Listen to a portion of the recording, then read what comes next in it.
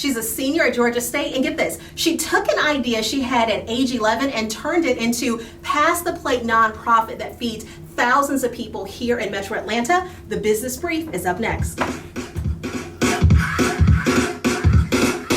Drop top Porsche, rollie on my wrist, diamonds up and down my chain. Cardi B. I would like to welcome to the show Ms. Kiara LaGuerre-Latney, founder and CEO of Pass the Plate ATL. Welcome to the show. Oh, thank you for having me. So you told me you had this bright idea when you were 11 years old, and you've turned it into this nonprofit that is helping just thousands of people around Atlanta.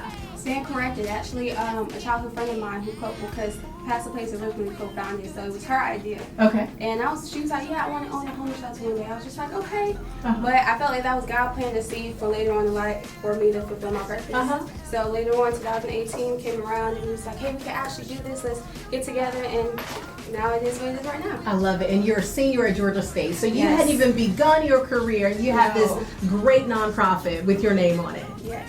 So how did you get started after the idea? I know there were a few years in between. What happened next?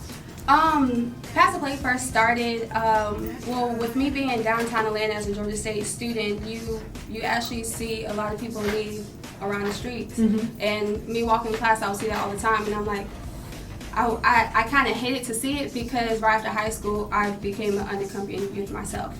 Okay. So this is... Explain what that means. So usually what it means is that once you hit about the age of 18 and you're essentially homeless.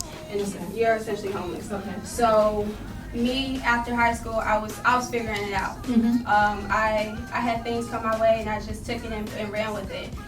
Luckily, I was in a great position to where I could actually go to college, and I finished high school with a pretty high GPA, so that turned out well for me. But for me to actually see these people out in the streets as I'm walking to class and, trying to go to the next phase of my life, Mm-hmm. they're essentially where they are. And knowing that I've been into a similar situation like that, luckily I had my community and my support system of, friends and strangers and other that to help me. In my head, I'm like, I need to be doing the same for them. Mm-hmm. So talk to me about the services you offer for homeless people around Atlanta. So right now we have community plates, and we also have our Warm My City blanket drop that we usually have at the